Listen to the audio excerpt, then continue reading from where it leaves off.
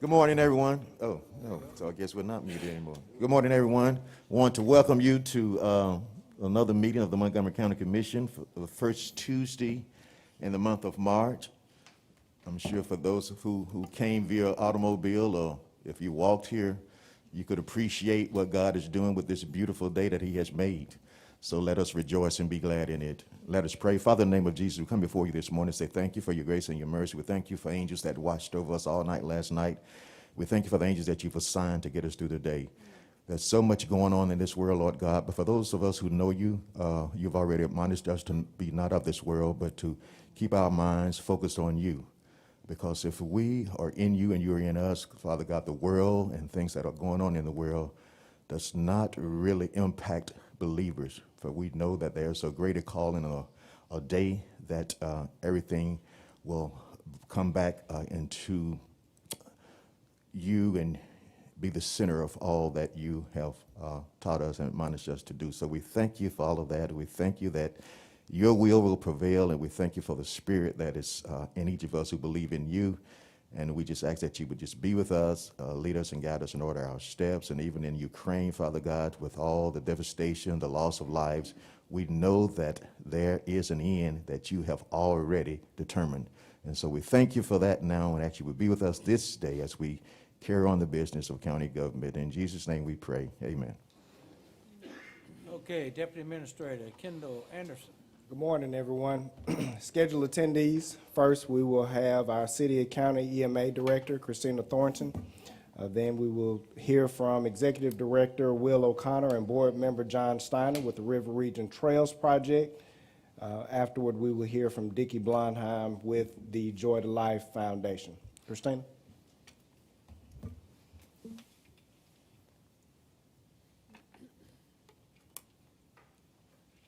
Good morning. Morning. So we really have a great news. We've only had 200 positive cases that have been reported over the last week. So we're starting to really see that substantial drop. So as far as the situation reports that y'all receive daily, we're fixing to back those off again till Monday and Friday. So that, one, we're not just flooding up your email, because we know that I can only imagine the emails y'all get if it's anywhere near how many I get. We are at a 5.2% 7-day moving positive rate, which is great. We're hoping those numbers get us dropped down from substantial to either moderate or low very soon. We've had a total of 54,355 cases totally since March 13th, 2022. Of that, 14,402 have been since January 1st this year, which is a huge number in such a very short amount of time. Speaking to, we just had 16,808 during 2020. We've had 860 deaths totally, 53 since January 1.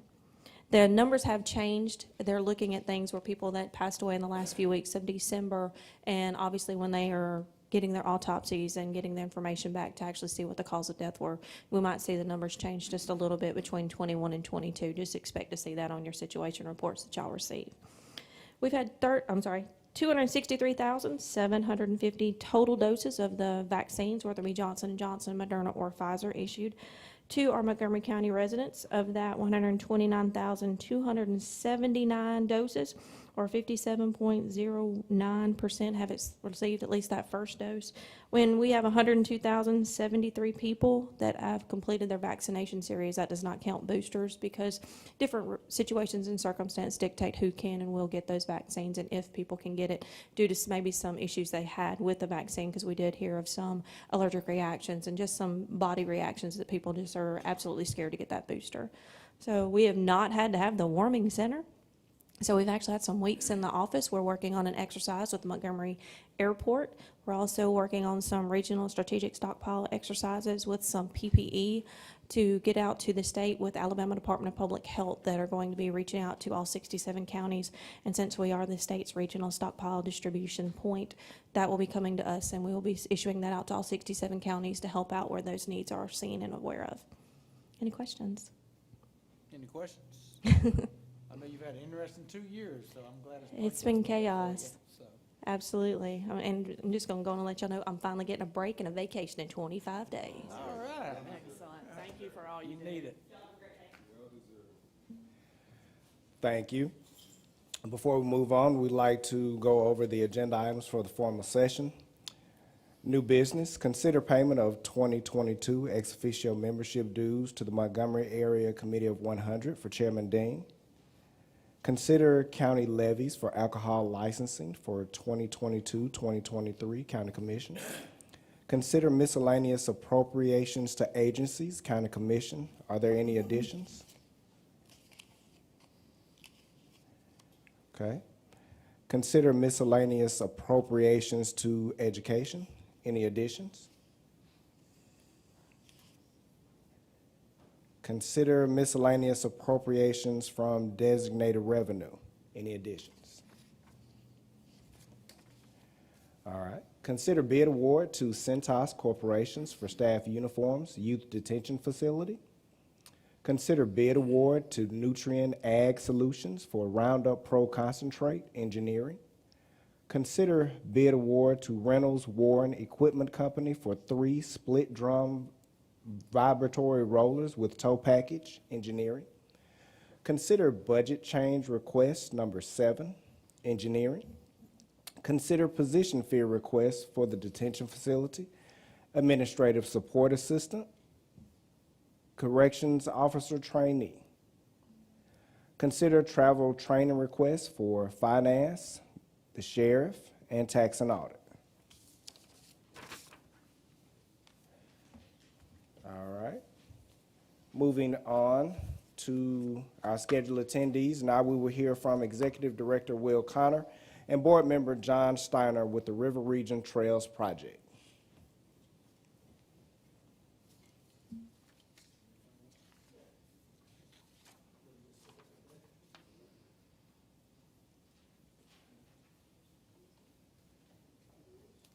How about that?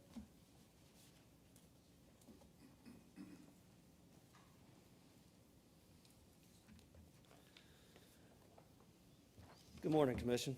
I am Will O'Connor, the Executive Director of River Region Trails. With me here today is Mr. John Steiner and also Mr. Rasheem McKinney, board members of our organization. I appreciate your time and allowing us to speak today. River Region Trails is a nonprofit advocacy organization, and we are advocating for the development of a network of parks, trails, and other pedestrian and bicycle infrastructure. These projects are not new.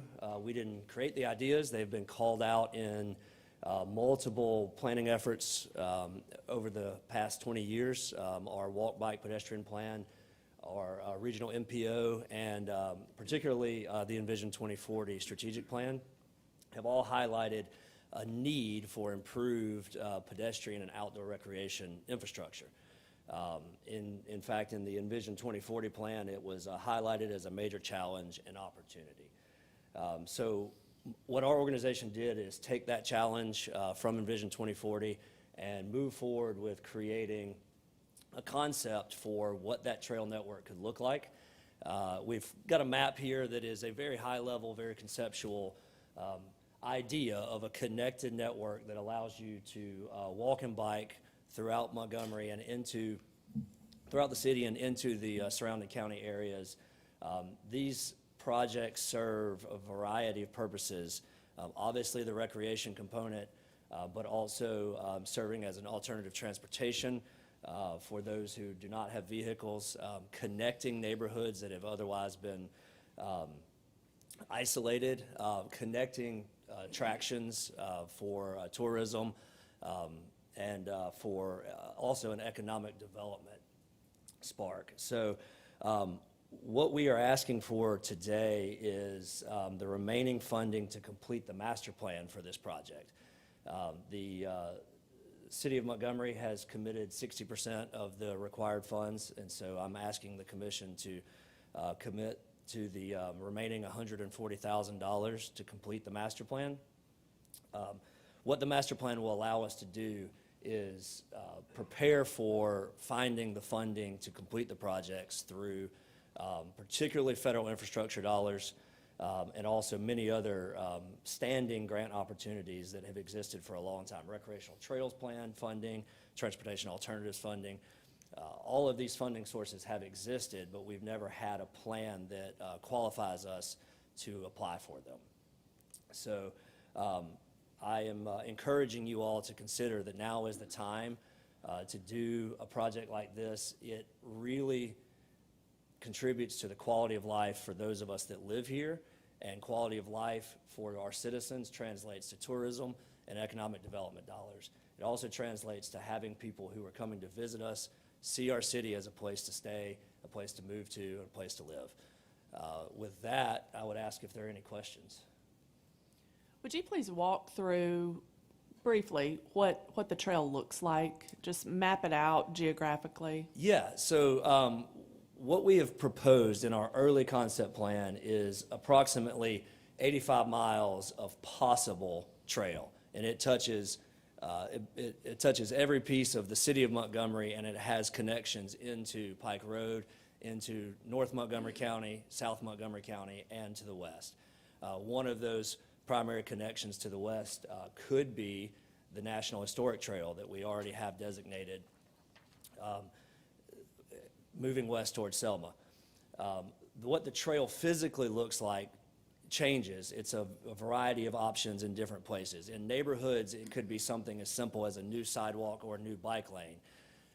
As we reach into the feeder corridors, which I'm sorry to the crowd that can't see, but the bold green lines would be effectively a small road without automobiles. So you're looking at a 10-foot wide path for bicycles, strollers, scooters, and runners and walkers. And those main corridors are intended and specifically designed to connect places of interest. So that would connect a school to a neighborhood to a grocery store, a place of interest for tourists to a downtown hotel center.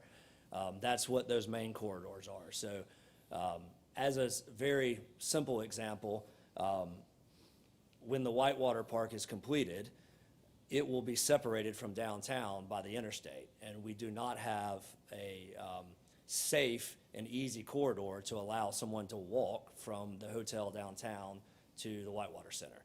And that's just a very easy example, but those are the kinds of connections that the city is desperate for. I don't know if you can do this, but it's 85 miles, you say, biking and hiking.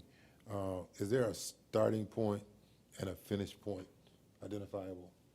That's what the master plan is going to help us with. What we've identified is theoretically what could be built, and what we've got to work towards is what should be built first, what should be built last, what are our primary opportunities, what are our budgets. There's a lot more planning to be addressed before I could answer that question clearly.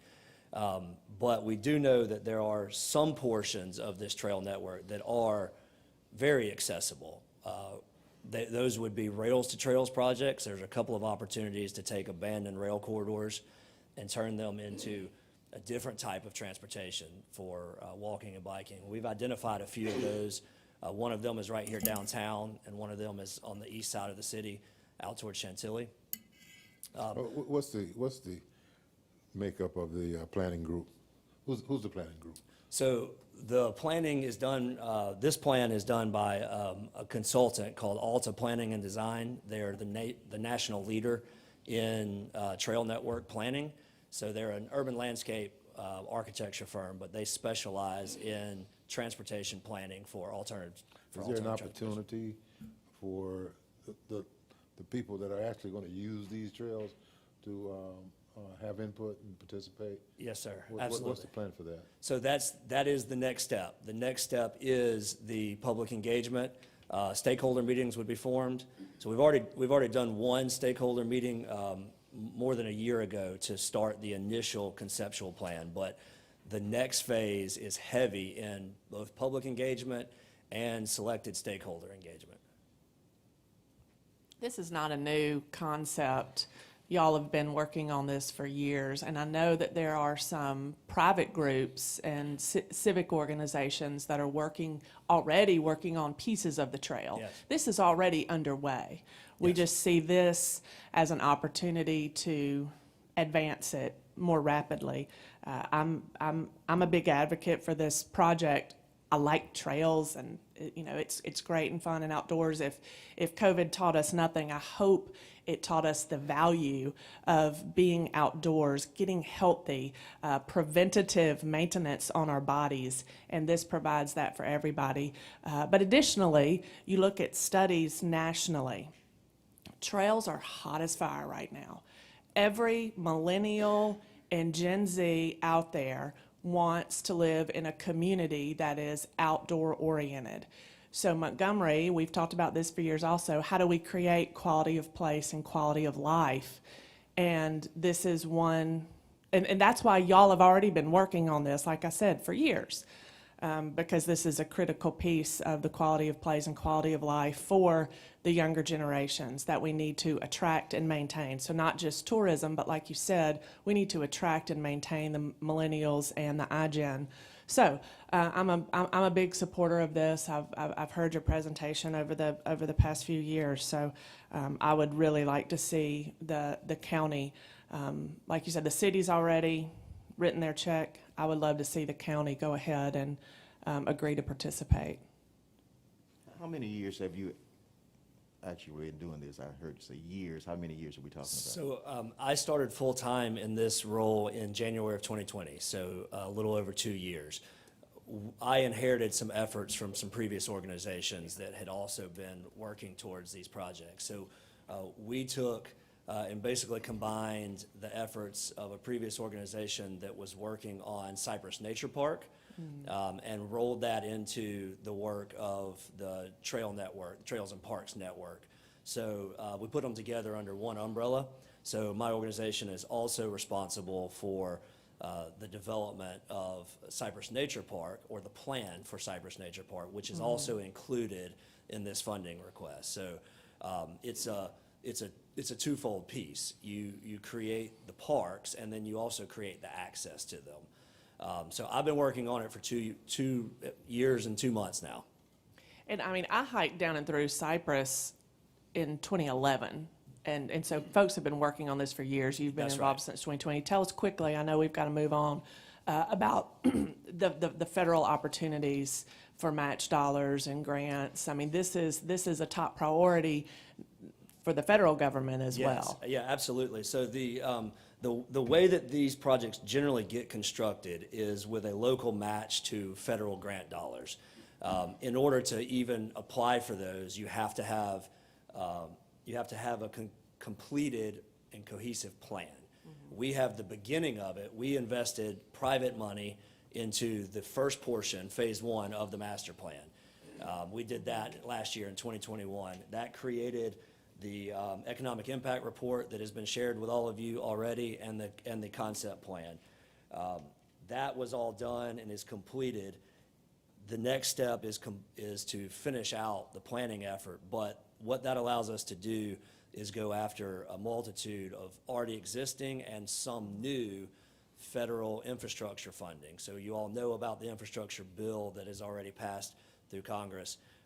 That's new. What already existed was a couple of different other avenues: recreational trails program, transportation alternatives program. All of these highlight needs for communities to be able to move around without automobiles. And generally, the way it works is that we provide a local match of 20% to an 80% federal dollar match. So it's a big project.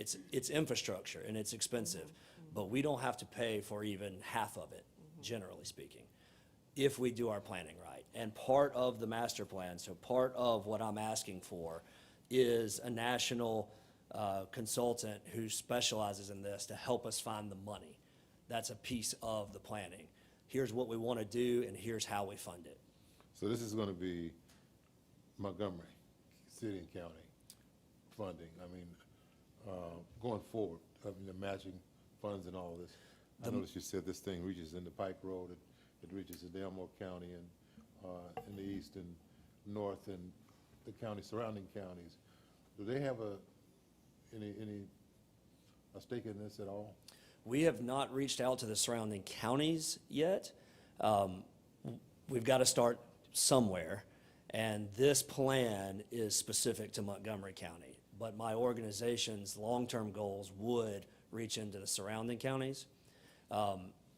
You've seen an example of this for any of you that follow Huntsville. They're on a similar track as we are. They're about a year ahead of us in completing a master plan for their trail network. As soon as they completed their plan and publicized it, 5 more counties said, we want to be connected, and we want to start a new planning process to include our areas.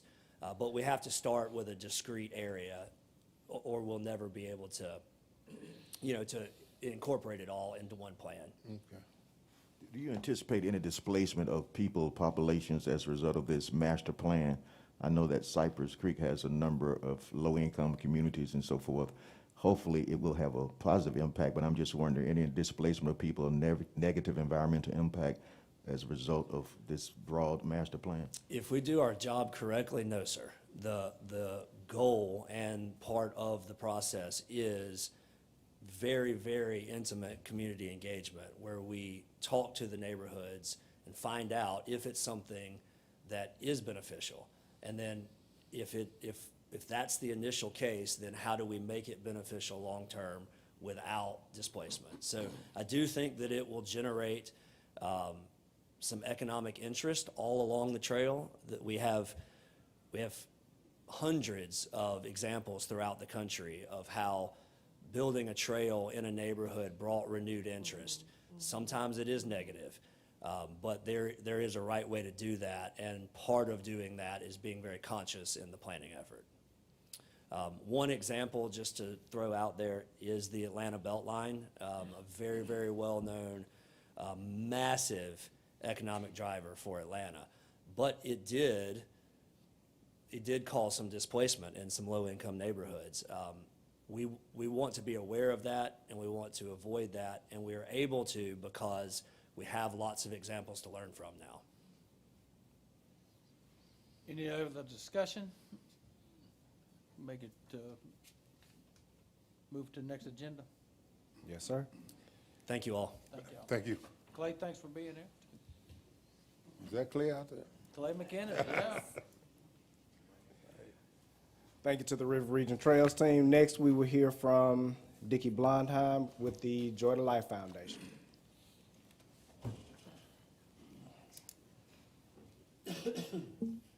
Good morning. My name is Dickie Blondheim. I'm a co-founder with my wife Joy of the Joy to Life Foundation. We created Joy to Life probably 21 years ago. To date, we've provided more than $15 million to the state of Alabama for awareness programs and mammograms. We started 21 years ago, and my wife is a 25-year breast cancer survivor. And when we got back, we decided that we got back from her 5th-year checkup, we decided we wanted to do something to help the Tri-County area with mammograms. We got with the Alabama Department of Public Health Breast and Cervical Cancer Division. Nancy Wright is the head of that. And we provide mammograms for women from 40 to 50 years of age through their program. We did the 3 counties for about 10 years. They came to us and said they would like us to spread our funding out to the 27 counties in southern Alabama. We agreed to that, and the Susan G. Komen Foundation would be the northern part, 30 counties. Susan G. Komen left the state of Alabama last year.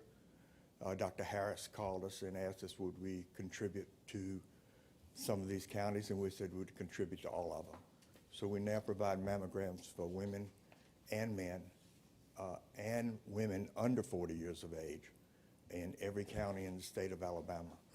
To date, we have provided more than 100,000 mammograms to men and women in the state. And the one thing that we found with survivors is the most important thing of all, is that when we do awareness programs, the one thing about survivors, what they like, is to be around other survivors. And with that, I've been working on a project called Genesis Park. It's a new beginning. It's when Joy was going through her breast cancer, her doctor at a 5th-year checkup looked at her and said that, Joy, you're normal now. I want you to go back and enjoy your life. Joy looked at this doctor, and he's a world-renowned doctor from MD Anderson, and said, that's easy for you to say, you know? And he said, no, it's a new normal. And so she got it. She understands that. And so we call this Genesis Park because it's a new beginning. And what we want to do, Lee Sims helped us draw this park. It's going to be, the city has given us property at Blunt Cultural Park to build it. We think the building will cost, the structure will cost somewhere between $15 and $18 million to build. We think that survivors and people in the center of this park, it's a beautiful butterfly pavilion that is probably one of the main attractions in this park. Whether you know it or not, butterfly parks are probably the most visited facilities in the states that have them. There are only 300 butterfly pavilions in the world, and this will be the only butterfly pavilion in the world that's dedicated to breast cancer. We think that the park will attract anywhere from 250 to 400,000 visitors a year. We think it'll be a tremendous boost to Blunt Cultural Park. We think it'll help the Shakespeare Festival, it'll help the museum, it'll help the park itself thrive and bring in 400,000 people out there. It will generate close to $2.5 million a year in revenue. And we think that the project itself is very viable and worth taking a look at. We have been in contact with the city. The city has given us the property. We're asking them for $5 million to help us with this project, and we are talking next week with AUM. We want to create an intern program for them to study entomology. The drawing, and Lee will explain this in just a second, has an auditorium. There'll be close to 40 to 50,000 children a year come down to learn about insects, butterflies, the environment, climate change, and whatever else they can learn about it at this butterfly park. But the thing that's amazing about it, they'll study about the metamorphosis of a butterfly and walk out that door, and they'll see it actually happen in front of their eyes. They'll see a caterpillar turning into this beautiful butterfly. We hope the same thing will happen with survivors that come to visit this. One thing about survivors is they love to be around other survivors. And there's nothing more fulfilling than to watch Joy talk to someone that is a newly diagnosed cancer patient, and she tells them that she's a 25-year survivor. It's amazing what that does to their ability of hope. And speaking of hope, the way this park is going to work is that they'll enter the park and they'll come across a wall. They'll have the names of survivors and people that have passed away. They'll come across a wall that has the names of people that have passed away. Walk a little further and the wall will have nothing but survivors on it, and they'll enter this beautiful dome of hope, which is a rainforest inside this dome. And we think it's a project that the city should really consider. We're bringing it to you today just to initiate the talking stage of this. We think it's an important project for the state. We think it'll bring people from all over the world to come visit Montgomery with the justice initiative that's going on, the equal justice initiative that's going on. This is just another place to create for the people that are coming to visit Montgomery to stay a little longer. With that, I'm going to let Lee Sims explain about the drawing. Thank you, Chair. Good morning. Thank you. Just briefly, I want to say how honored I am to be involved in this project. I've known Dickie and Joy Blondheim for a number of years, and I know what great work they do with the Joy to Life Foundation, and I'm just pleased and happy that I can be involved in this.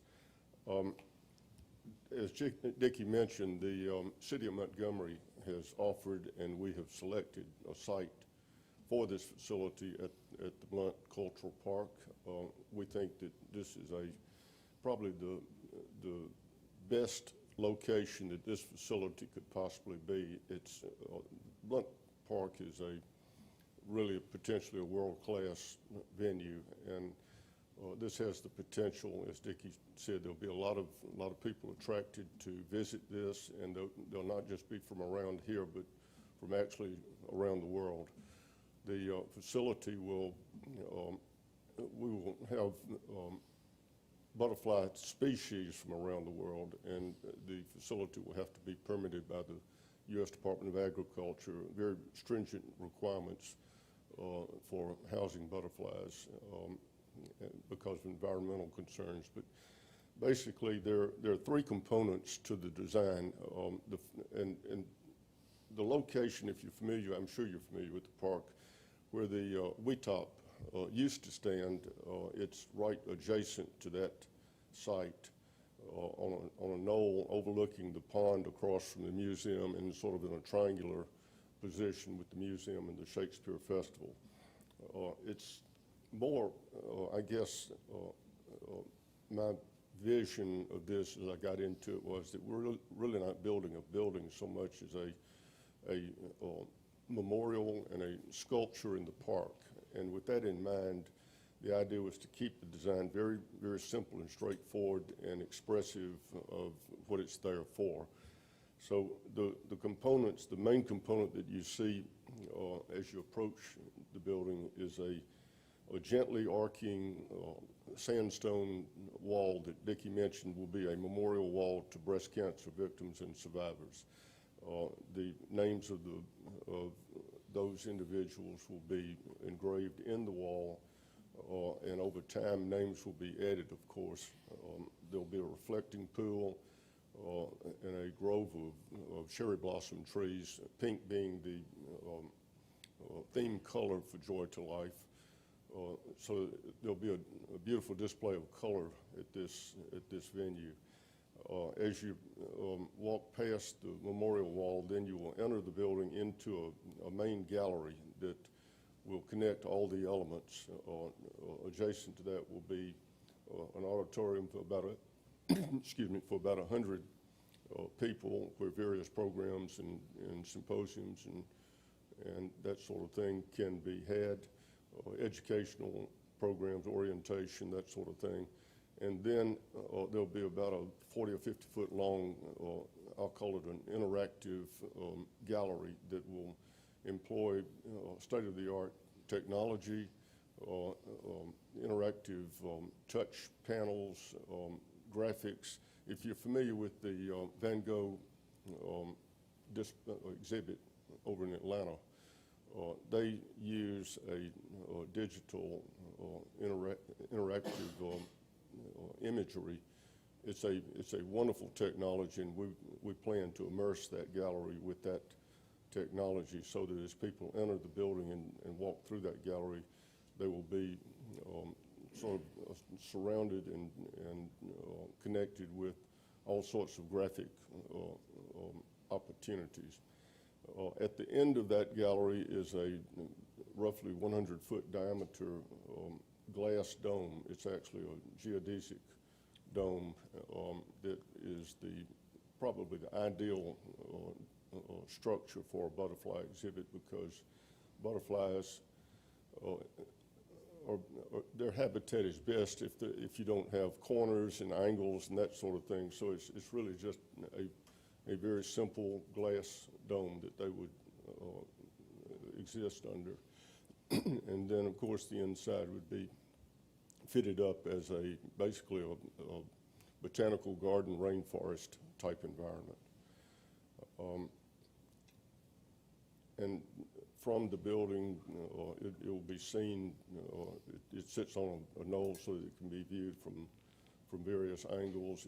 It's in relation to the museum and the Shakespeare Festival so that it invites people at the park to, who might be strolling through the park or going from one building to another to visit the facility. Yes. Excuse me, sir, I want to make sure we have a chance to answer some questions. Sure. We're running tight on time. Okay. Does anybody have any questions? Yes, it sounds great. I mean, it sounds like it'll definitely be something that will complement both the museum and the Shakespeare Festival, and that's some beautiful property out there that has been underused, and it sounds like something that would be perfect for it. But I'm wondering, aside from the butterfly exhibitions, will there also, you said something about kids coming in and learning, will there be classrooms and will there be restaurants, or what's the plan for, other than, is it just going to be a museum or what? What's?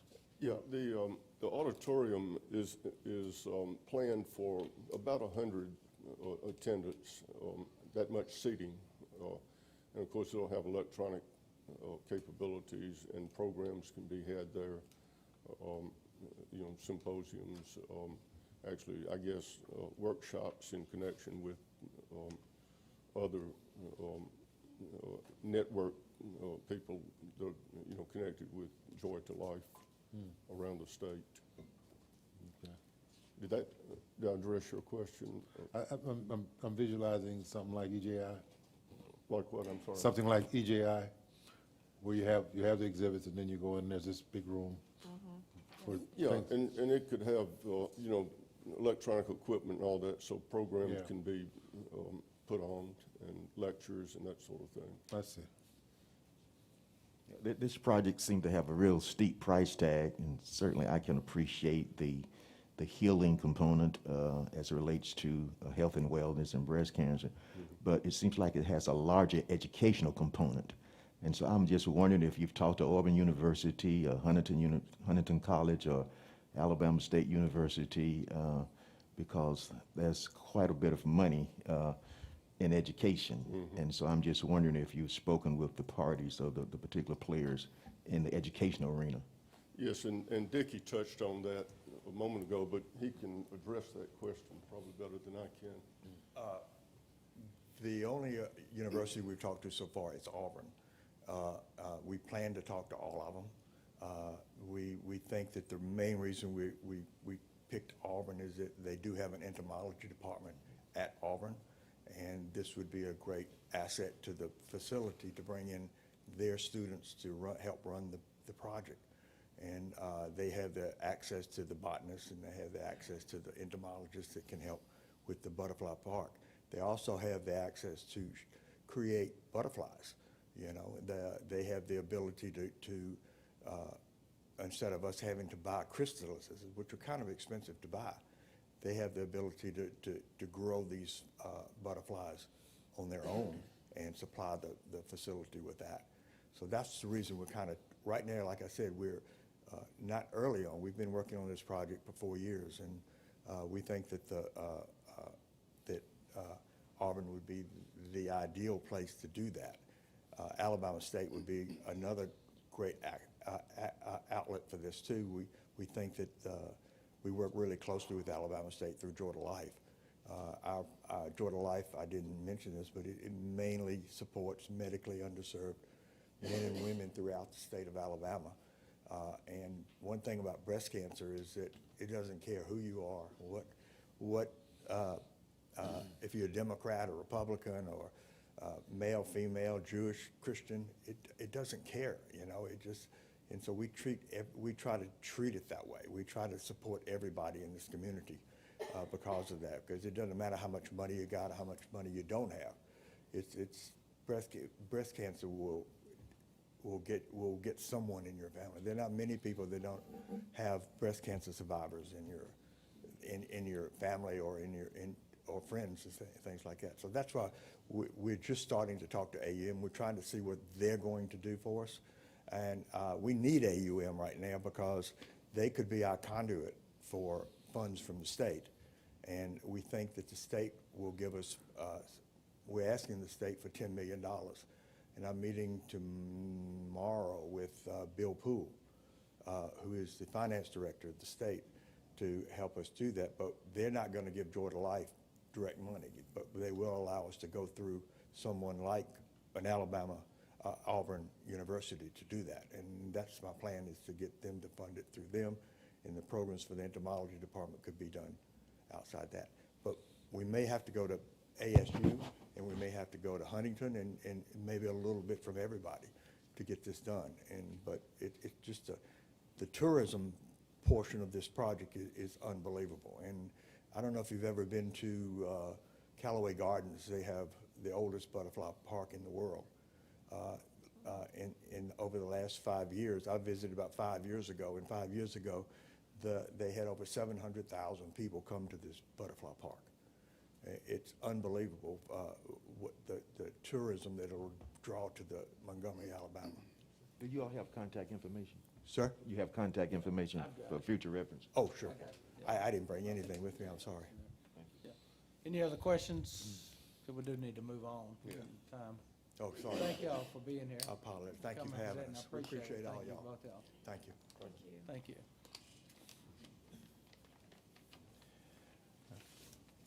Future agenda items.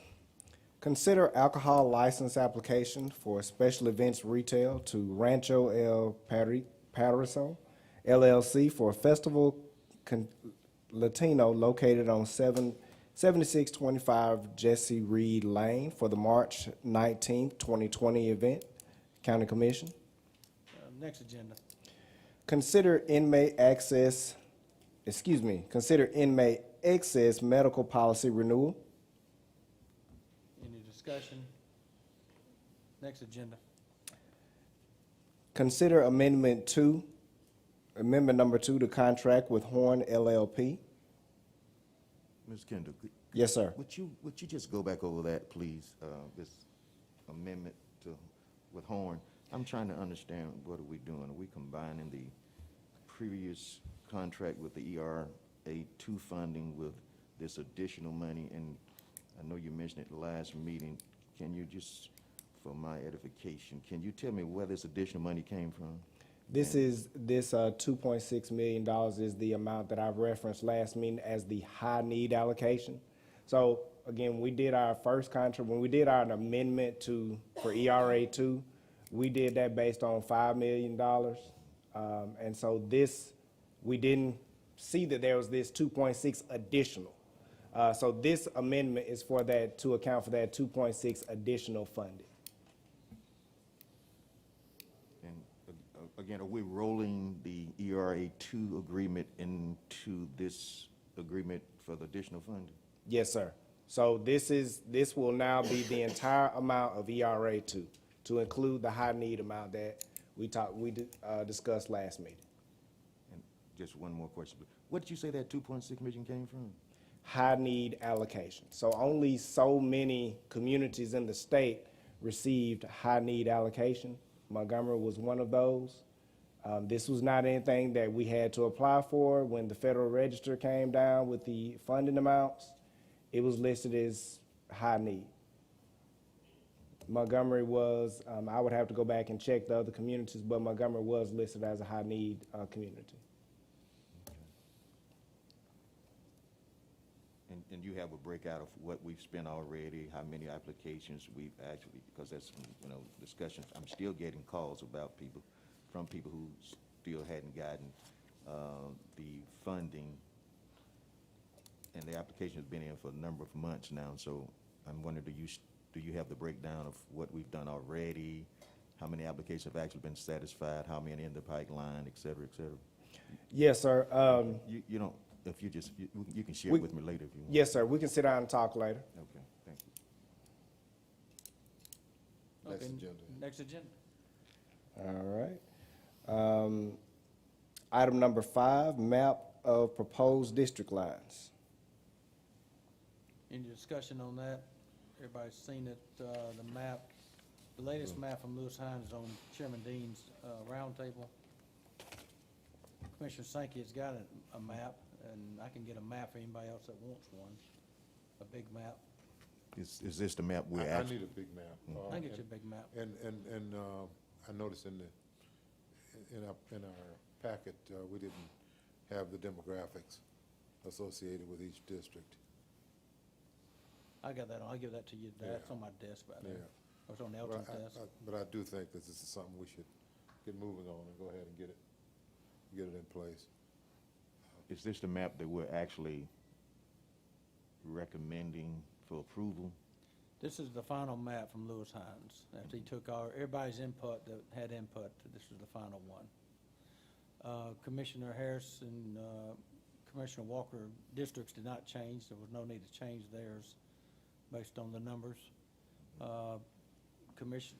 District 5 with the migration east increased a number of residents, and so District 5 will be losing some residents and some territory to Commissioner Sankey and Commissioner Dean's districts.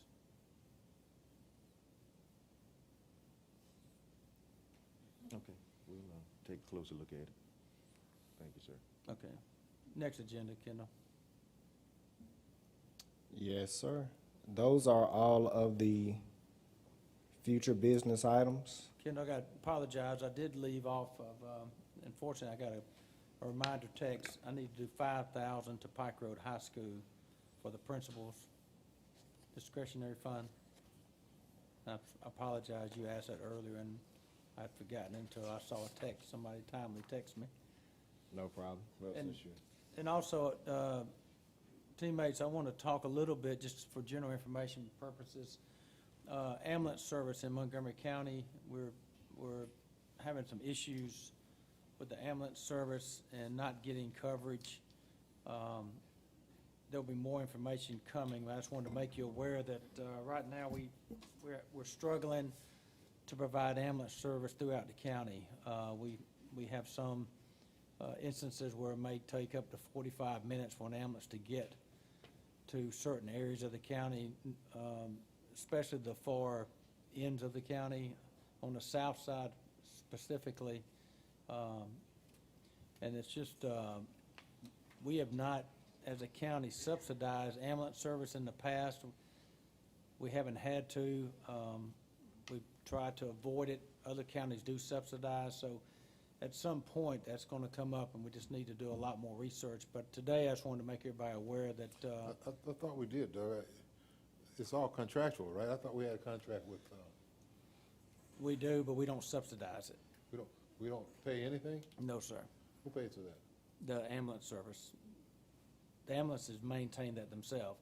And what happens is, Who pays the ambulance service? the people they provide service to. Or insurance company? Insurance, yes, sir. But what happens is, they really need 5 runs a day. And some of our ambulances are not getting 5 runs a day, they're getting 2 to 3 a day. So they really can't continue to operate. So what happens is, they reduce, as any business would. So you'll have if you were involved in an accident that happened, say in Ada or on the far end of the county, the ambulance would be coming from downtown Montgomery, from Forest Avenue area, to get there today. And we've had instances where we don't have enough ambulance services. A lot of them are doing a lot of transporting and not doing a lot of emergency calls.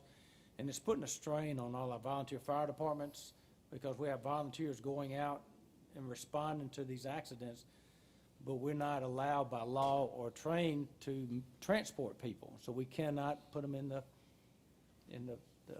volunteer fire department vehicles and transport them. We have to wait on Haynes. And so it's getting to be an issue. And we knew, we've been battling this for a while. I knew it was going to be, at some point, it's going to come to a head where we have to do something. But I'll get more information on that, so, I read the thing, and yeah. it's, I'd be interested in the discussion. It's a difficult one to try to handle. Yeah, we got, and again, some of these places are closer to if we're the next traveling, county than they are to, I know, and to. And the I've actually nearest tried, Haynes. and that's another angle, I've actually tried to work with Crenshaw County Commission. I actually met with them, and tried to propose a plan where we could share maybe some costs together, so they could cover our southernmost part of our county and the northernmost part of their county. Same thing with Pike County, so I'm trying to do all that now, trying to work all that together. I just want to make you aware today that there is a Yeah, problem, there's an issue, and you saw the email, so. Does anybody got anything else? I wanted to, yeah, I'm sorry too, Kendall, back to agency, 1250 to, I think I did 1250 at the last meeting, but I need to do another 1250 to the Youth in Action for their AAU team has an invitation to go down to Orlando and play in 1250 to agency. from agency, yes, to Youth in Action. Kendall, I've got an addition to agency as well. One moment.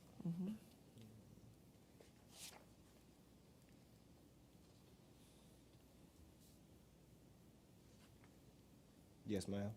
4,000 from designated to the Cancer Wellness Foundation.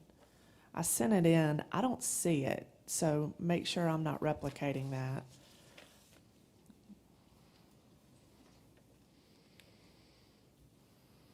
No, ma'am. Okay, 4,000 Cancer Wellness Foundation from designated. Thank you. And while you're designated,